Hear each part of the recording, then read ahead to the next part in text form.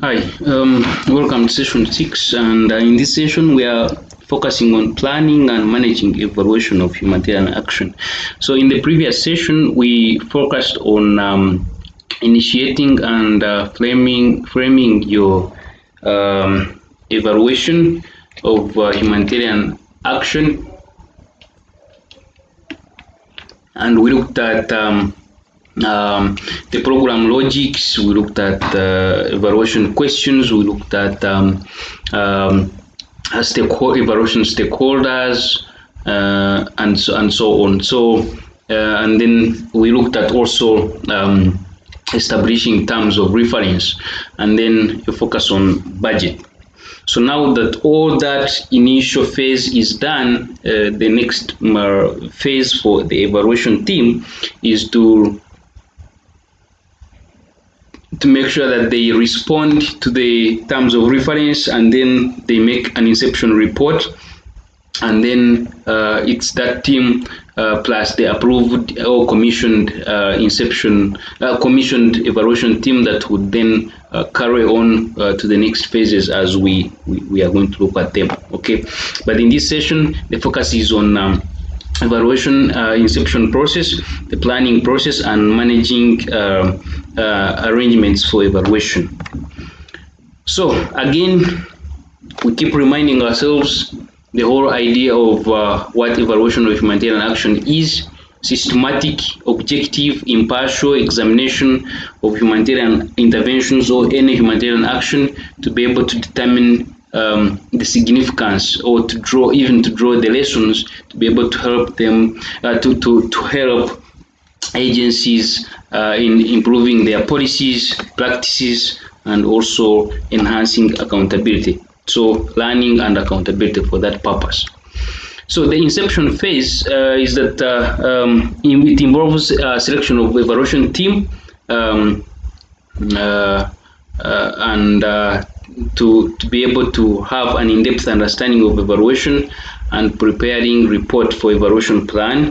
And it usually occurs prior to before the fieldwork implementation, and it's based on entire terms of references that have been drawn by the commissioning agency.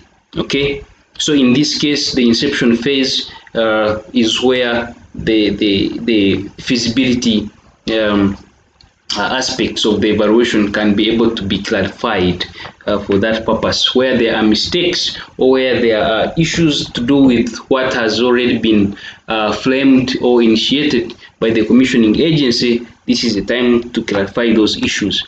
So in this case, the inception report is is looking at whether the team can produce quality evaluation. But in most cases, of course, the inception report is not guaranteed that the evaluation team is going to do a good quality evaluation. So the inception report is used by the evaluation management and the commissioning agencies to be able to evaluate whether the evaluation team that has responded to the evaluation to the call for evaluation can be able to explain and describe how they will do evaluation, and if they have the ability to do so. Okay, so in other words, it brings out that common understanding between the evaluation manager and the evaluation team. Okay. So previously in the previous session, we looked at the evaluation scope and evaluation questions, and then after evaluation questions and terms of references have been drawn, then the evaluation team is in this case drawing the inception report to respond those evaluation terms, the terms of references. So we are going to be again looking at the whole process on how it goes with the influence and then the time. Okay. So why the inception report? To get everyone start on the same page, to clarify the scope of evaluation, what type of evaluation that is needed, what to do and what not to do, identifying loopholes before going to the field, but also the opportunity to turn terms of reference to realistic plan. Okay, because there is the ideal versus the actual the reality. So sometimes clarifications are needed, while the management has already planned or laid out what they expect. The evaluation team must be able to draw out some of these clarifications to be able to fit the evaluation within the feasible means by the organization. So the inception activities include initial interviews with management, initial interviews with some of other stakeholders to be able to clarify on the needs, the information needs. It involves desk study of secondary data to be able to influence the evaluation process in the initial stages, testing data collection tools, presentation of draft inception report, and also initial scoping of the field. And in this case, the most important tool that would help in the inception phase is the evaluation matrix, which sets out how questions or evaluation questions will be answered. Okay, so there is no single agreed format. They vary according to different agencies, but of course, depending on the organization guides, types of evaluation, and level of evaluation, and so on. Okay, you could visit Buchanan Smith guide to see some of the examples. Okay, but some of the examples of the formats include these. So you have the matrix heading, which is questions, criteria, designs, and methods and sampling. And then you have example, for instance, what impact did cash transfers have on household income levels? Criteria in this case would be impact. The design could be experimental. Maybe the team wants to do the experimental kind of or maybe randomized control trials, the RCTs. And then in that case, they can use survey methods, and then they will use random sampling. Okay, so this is an example of format, but we should be able to note that questions may be more, and questions may require one or more methods or sampling approaches. So it does not necessarily mean that you will have one criteria or one design or one method or one sampling approach. They could vary depending on the questions. Or some matrices are complex, of course, especially for instance for interagency evaluations or large evaluations. So you have main questions, indicators, analytical methods, or data sources. Others you have, they are simplified with key questions, hypothesis, or source of information. So it depends on how a certain agency recommends that the evaluation should be done. So you have some of the examples. Okay, so for instance, the Rwanda food protracted refugees evaluation consider these headings. Okay, matrix headings: evaluation questions, sub questions, types of questions, etc. The Bangladesh food for refugee evaluation considered these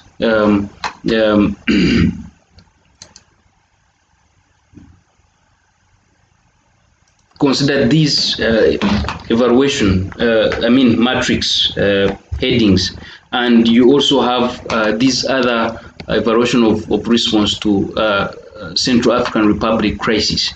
So they considered, LOD considered these evaluation questions, the topic, the questions, judgment criteria, sources, methods, analysis, and so on. So you can see that there's no standard, but at least there are some commonalities. For instance, the questions cannot miss, okay, because they are the key. The data collection methods or designs cannot miss. Okay, so it depends on what kind of evaluation that you are aiming at doing, and for what purpose, and of course the scope and so on. So the inception report has different, of course, contents. There is again no single agreed content number, and they vary depending on the context of evaluation and the scope of evaluation. But the common ones include the evaluation matrix, the work plan, and the data collection methods. So you have a whole range of the potential contents of inception report, depending on whatever agency has recommended and depending on what the evaluation team wants to communicate that it will be able to achieve or not. And of course, all this is assessed. Whatever is presented in the inception report is what is assessed by the the evaluation manager, to be able to assess whether the team would be able to deliver quality evaluation. Okay. Then you have, of course, the assessment. Like I said, after the team has delivered the inception report, expressing how they will be able to do the evaluation, then the management assesses the tasks and plans. It assesses the contents of the inception report, and then considers whether the evaluation will be of quality or not. And the considerations may include: should the report pose certain section, okay? Should the report possess a certain section? If it is missing, then why? Why is it missing? Was it important or significant? If yes, then that should be questioned. Does the section clearly state what was planned? What was planned? Remember, planned and set in the terms of references. Are the details adequate and appropriate to be able to communicate how the whole issue will be handled, or how that section will be handled? So that is very, very important.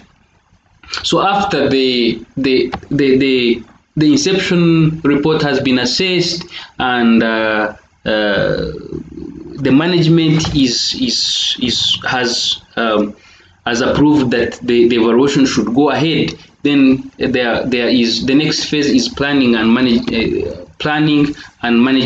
evaluation of humanitarian action. And in this case, the planning and management of evaluation action focuses on intervention size, and therefore looking at scale and complexity. Okay, how big is the intervention that is going to be evaluated, and how complex is the intervention that is being evaluated? Complex in terms of implementation, complex in terms of stakeholder engagement and networks, and so on, and complex in terms of what factors influence the implementation.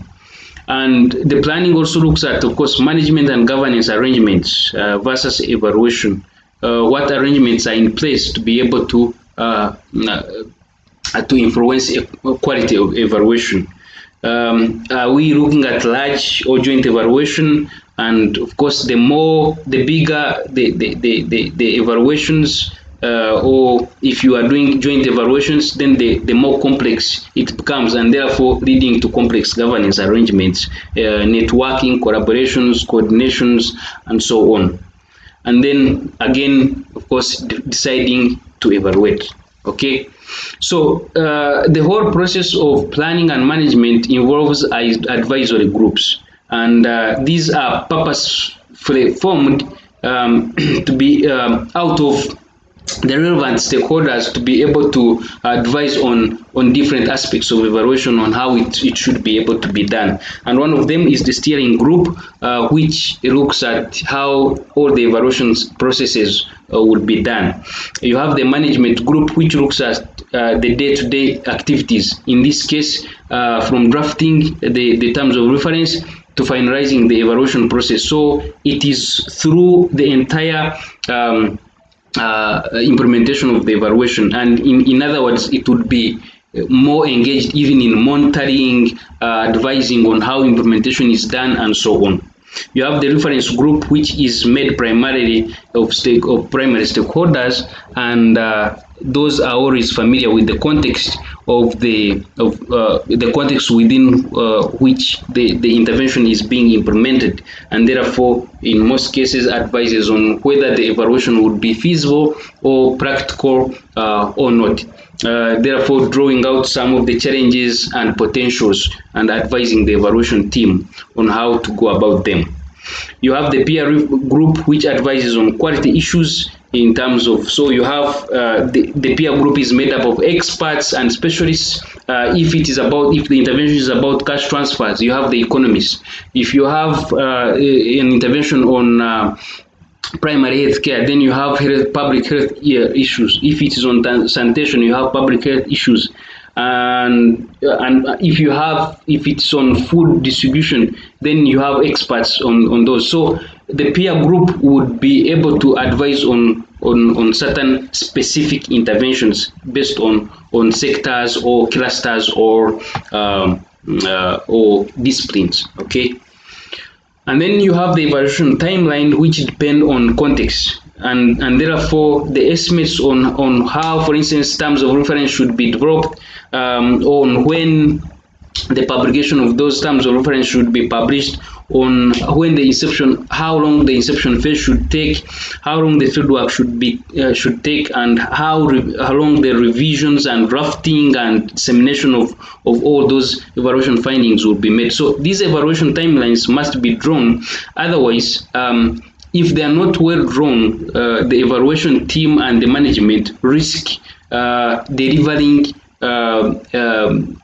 outputs maybe within time or outside time, and that could affect the usability of the evaluation at the end of the day.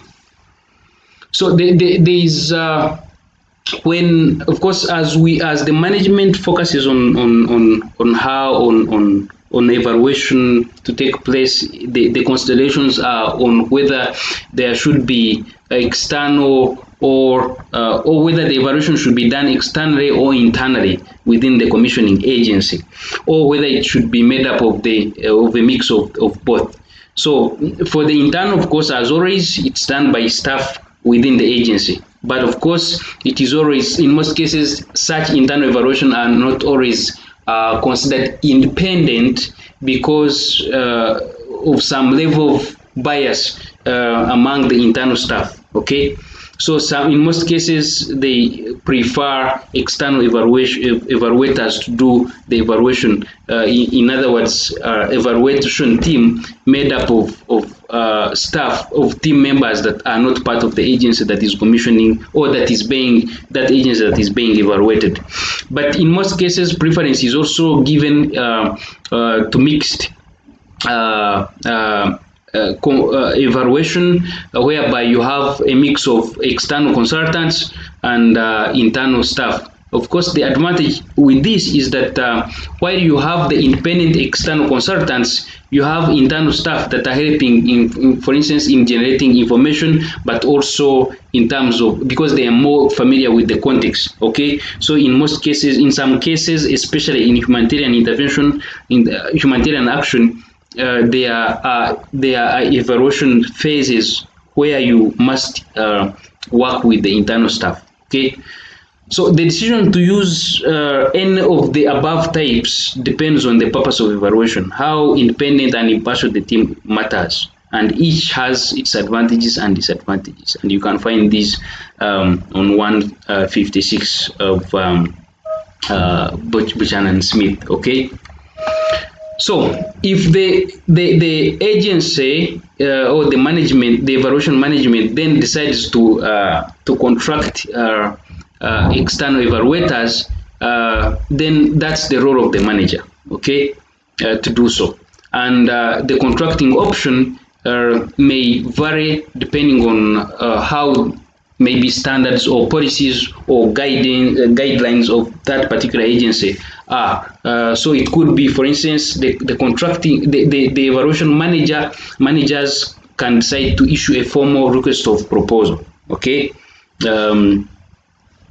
request for proposal, which is always attached to, of course, terms of reference, and in other words, it is distributed to the public, and people would respond to the proposal request. Or it can issue terms of reference with contract details. In other words, people would just then in that case apply and can be contracted. But the third option is issuing letter of interest, which in most cases is referred to as expression of interest, which states the interest in commissioning evaluation, and the details can be in that case asked those who express interest. So the expression of interest is out there, and then those who express interest can then be engaged in the process of asking in details about their capabilities and capacities on how and their experiences on conducting humanitarian evaluations, for instance. So when such commissioning or contracting has happened, the next issue is that the evaluation managers must ask themselves how right the evaluation team is. Does the team have skills necessary to conduct quality evaluation? Should it be consultants? Should the consultants be individuals or in terms of teams? Of course, each has its advantages and disadvantages, but in most cases, the selection criteria to award the evaluation team depends on the team composition. For instance, representation. Is it made up of locals versus the experts, women and men, so in terms of gender and so on?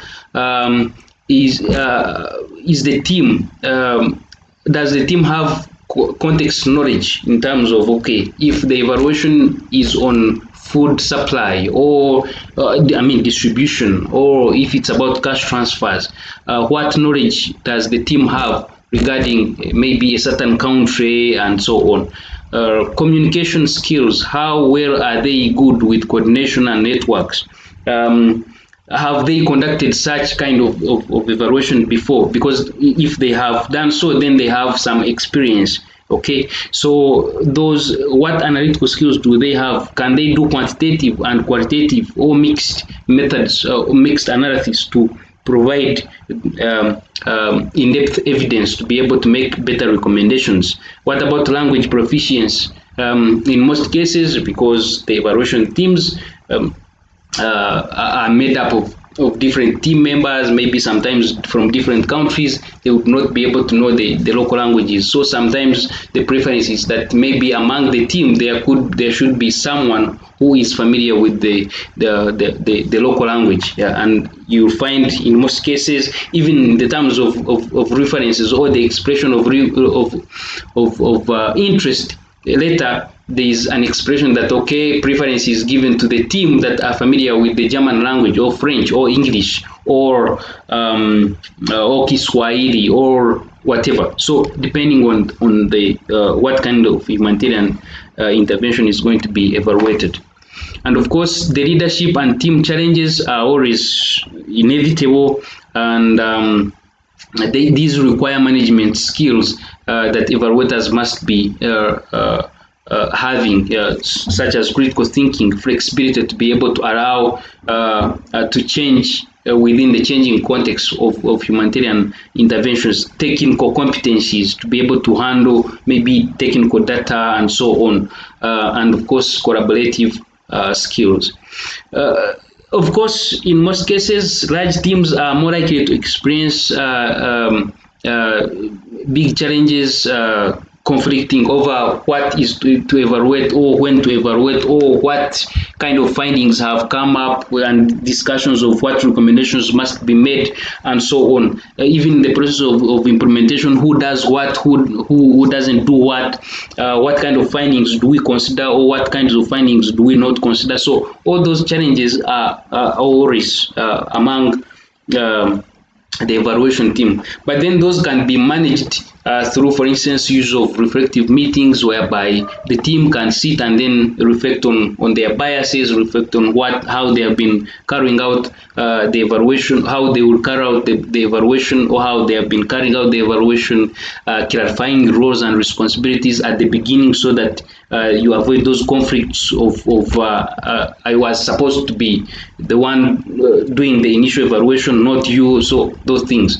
But also stipulating policies and guidelines that address disputes among the team members if there are, for instance, or ethical issues that the team could engage in. Then how could those ethical issues be addressed through management? So there is also, this is the time also whereby, for instance, templates can be drawn on what to follow while doing field work. So before doing field work, the management can say okay, do desktop. Desk method. Use desk methods or do desk research to be able to answer the questions or evaluation questions before going to the field. Or during the field, you can also do desk methods to be able to establish certain issues, or do desk methods to be able to review one or more documents as part of preparation of terms of reference, or as part of inception phase, or even during fieldwork, as I just said. So, of course, the evaluation questions would determine whether the desk review method is needed or not, or what kind of desk review methods. Is it systematic? Is it systematic review? Is it synthesis? Is it scoping review? Is it so what kind of, is it general literature review? What kind of desk method is required? Okay, so the process involves, of course, identifying documents, reading them, extracting information, and analyzing that information to be able to make recommendations, or to be able to generate the information required by management or the evaluation team itself. And this can be done by the evaluation team, it can be done by consultants, or it can be done by the commissioning agency. Okay.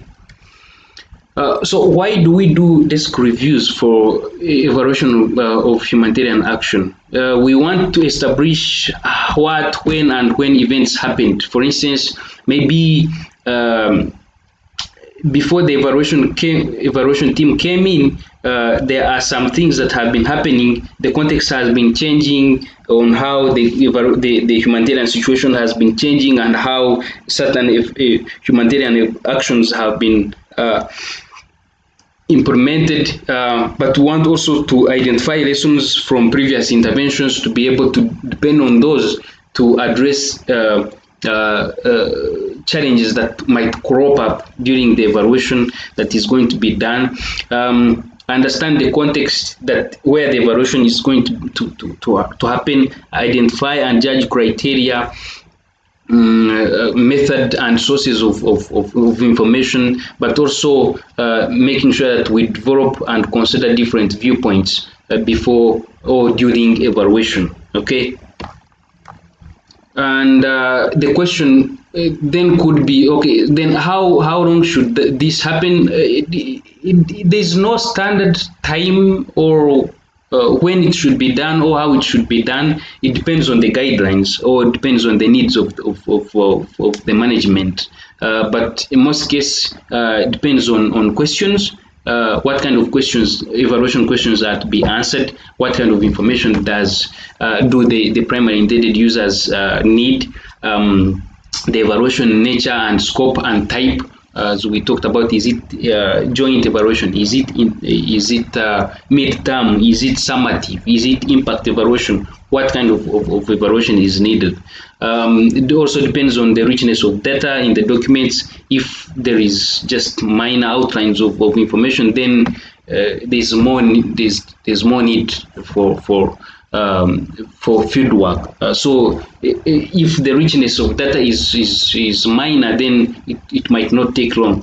Also, sometimes the information is available or not available. or if summaries are there, then the team doesn't have to go through all the bunch of documents, but they can rely on abstracts and conclusions to reflect on what was happening in a certain context. So, but also depends on the reader's analytical skills on how such data is extracted, framed, and analyzed. So, like I said before, of course, it's a whole process, and it requires some evaluation skills or research skills to be able to do quality disk review. But the whole process looks at identifying possible sources. So let's assume you want to review humanitarian intervention regarding cash transfers. So and you want to do that cash transfers in East Africa, maybe among East African countries. So you are doing some kind of comparative review. Okay, so you identify all possible sources. So search for the documents maybe about humanitarian interventions on cash transfers within East Africa within a certain scope of time. Okay, maybe from 2015 to 2020. Categorize the documents, maybe depending on it, on the country, or depending on what kind of questions you want to answer from depending on the data from these documents. Then you decide on the approach to take. It could be structured. You could use observation tools or ratings or indexing or coding or searching for certain information, and then you match all documents with information maybe on cash transfers versus livelihood improvement, and then you check those that you need to include and those that you need to exclude, because at the end of the day you have a whole bunch of information out there. You have searched for all information. Let's say you are downloading information from internet, but not all the downloaded information that have the keywords would fit your criteria. So you have a certain criteria that you would use to establish whether certain documents should be included in your disk review or not.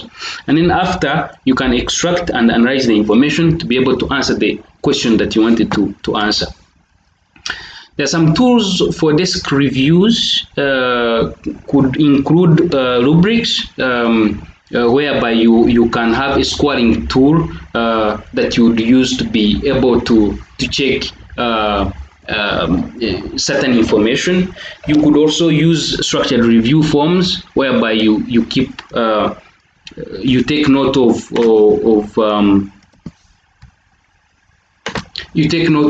the document aspects that you're interested in, depending on the questions, of course, and of course looking at the document type, the page numbers and content, so that when you get to analysis, then you can be able to know what kind of information you extracted from where, if you want to trace back. Because one thing that you need to know is that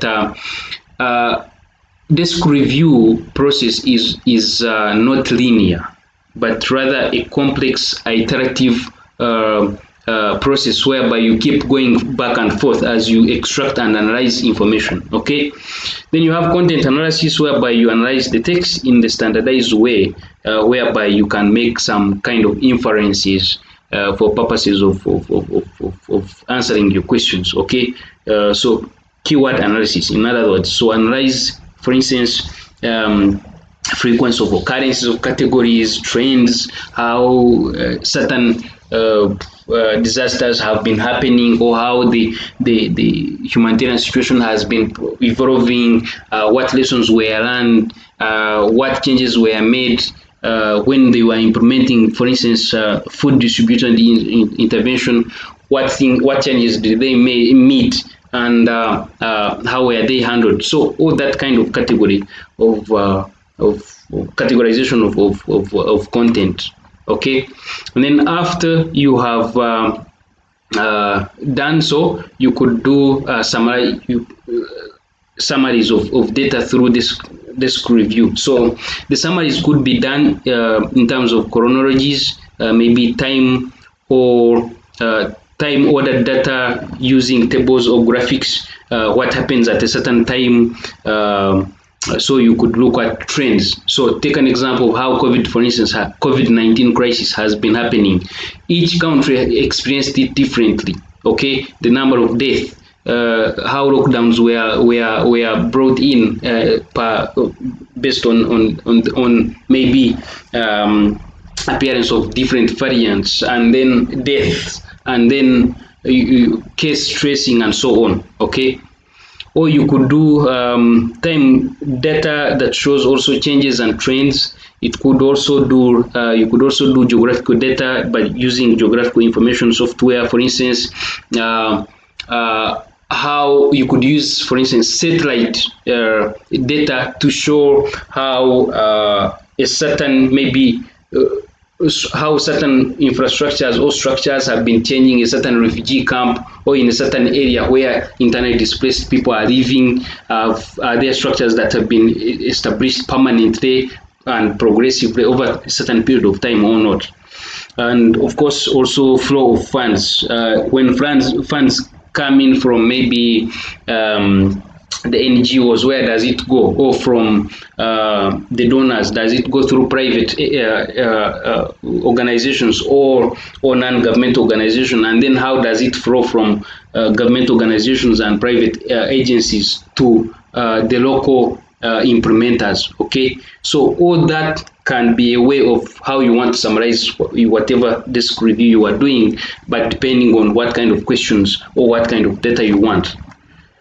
So the bottom line is that without a clear inception report, a well-planned evaluation process, and proper management arrangements, the agency runs a risk of poor quality evaluation. And desk reviews are important to understand evaluation context before fieldwork, but can also be used to generate further information for triangulation purposes, of course, to supplement fieldwork data. So if you want to read, please visit Buchanan and others and see pages 136 to page 190. Okay, thank you.